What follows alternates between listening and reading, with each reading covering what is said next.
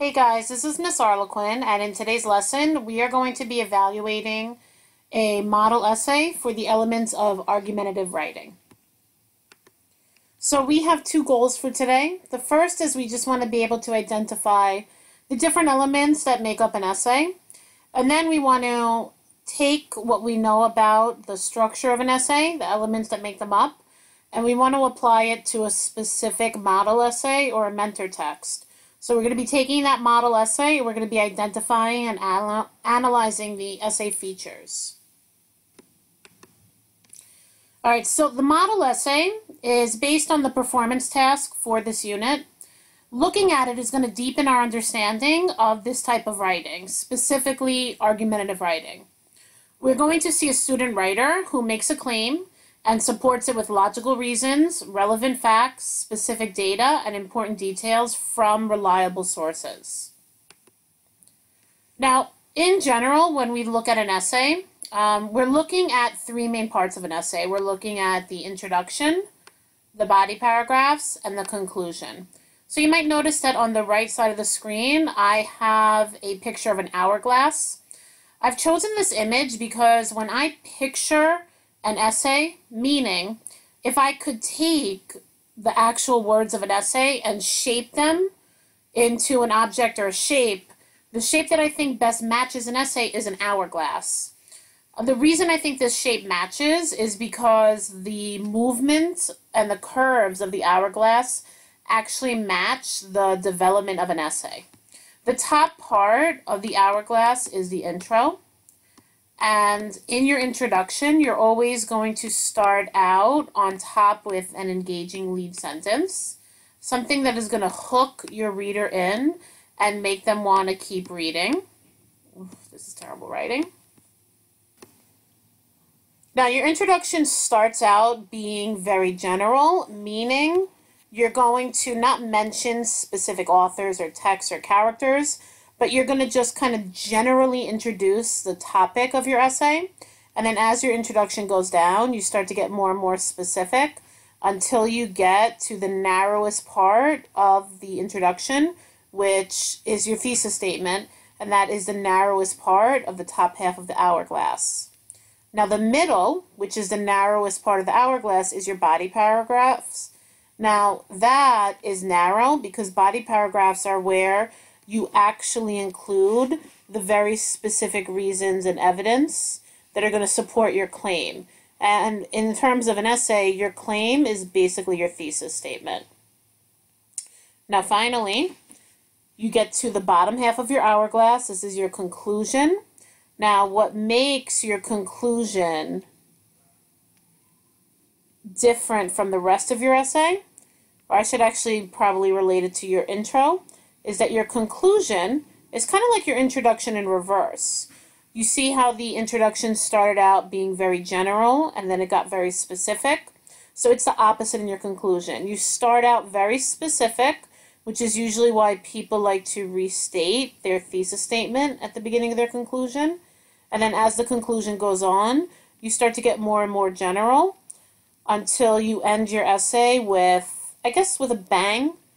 You want to answer the so what question. You want to leave your reader kind of thinking and possibly doing something as a result of reading your essay, maybe calling them to action.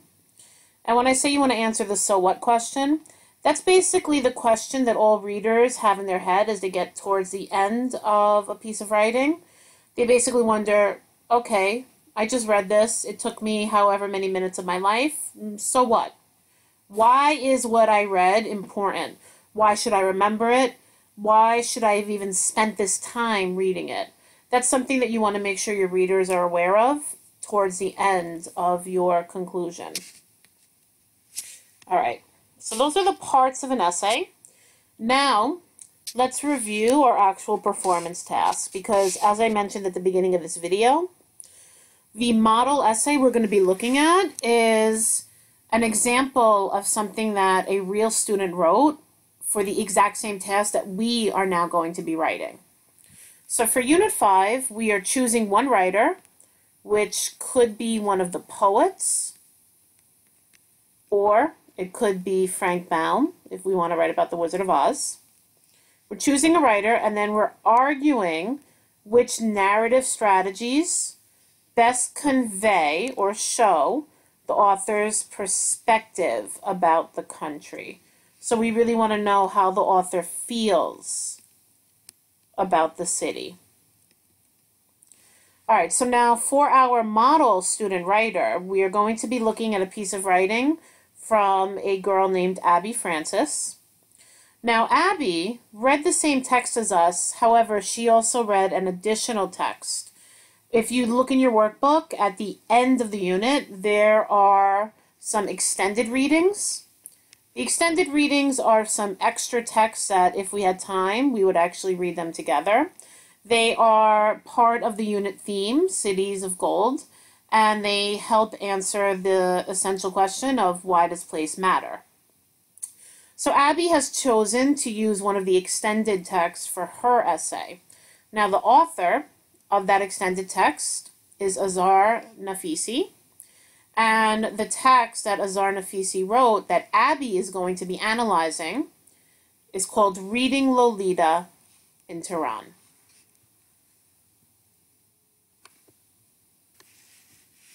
Let's take a look at Abby's essay together. The Two Tehrans by Abby Francis. What makes a city a home? In the excerpt from Reading Lolita in Tehran, Azar Nafisi expresses the sadness and longing she feels living in Tehran. Although she grew up in the city, it has changed so much she no longer feels she is at home. The most effective narrative strategies Nafisi uses to explain this are anecdote and figurative language, because they show how much Tehran has changed and how much she misses the way it was.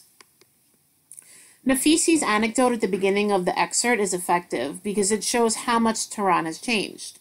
She describes how she and a friend would go to their favorite pastry shop where they had amazing cream puffs and then walk home together. Nafisi uses descriptive details to describe the setting. She writes about the protective gleam of the snow and the nonsense they talked about as they walked. This contrasts with her description of Tehran now. She writes on that the snow is polluted and her friend is in exile. The reader understands how much Tehran has changed and how the positive things Nafisi used to enjoy there are gone.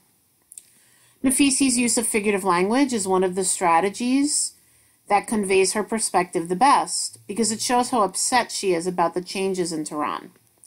Nafisi writes that she feels like the things she loved about her city are being crushed like small wildflowers. This simile emphasizes how devastated she is. Later, she writes that she feels she is squashing the memories underfoot as she walks home. She feels the things she loved about Tehran are suddenly violently lost to her. Although Nafisi uses many different narrative strategies in the excerpt, the most effective are her use of anecdote and figurative language. In the end, the reader wonders if Nafisi will ever again feel at home in Tehran.